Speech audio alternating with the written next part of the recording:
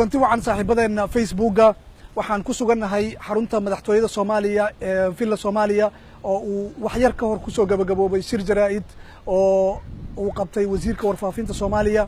shirka jaraa'id waxaa looga hadlay ama lagu soo koobay golaha wasiirada Soomaaliya oo maanta lahaa shir aan caadi ahayn oo ay uga hadlayeen arrimaha ku saabsan hogaamiye ka tirsanaa jabhadda hubaysan ee ONLF oo dabyaqadii bishii hore dawladda Soomaaliya la sheegay inay u gacan gelisay dawladda Ethiopia.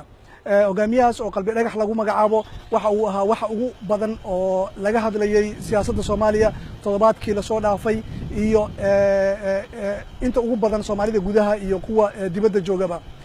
wasiirka warfaafinta shirkiisa jaraa'id wuxuu ku sheegay in la isku raacay in marka ugu horeysa waxa uu qiray in la dhiibay qalbi dhagax hadalkii ugu horeeyay oo dawladda Soomaaliya ka soo baxo oo looga hadlay arrinkan ayuu noqonayaa.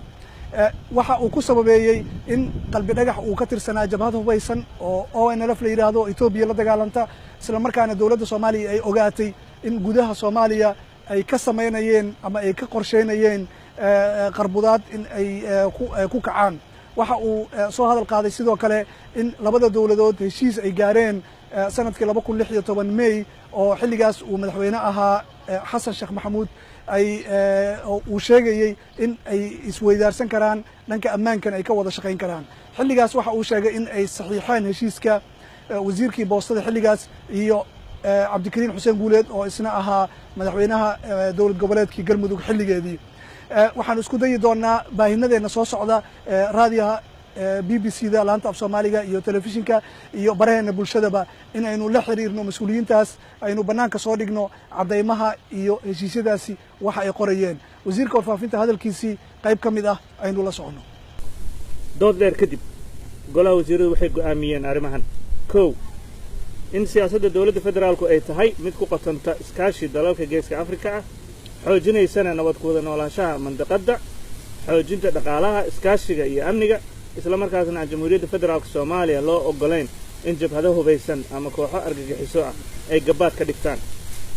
labo golaha wasiiradu waxay hoos ka xariiqeen in shakhsigani uu ahaa sarkaal sare oo ka tirsan jabhadda hubaysan ee ONLF isla markaasna uu falal lid ku ah amniga dalka uu ka dhex waday geyiga Soomaaliya iyo mandaqadda iskaashi dhowna la lahaa kooxaha argagixisada ee Al-Shabaab.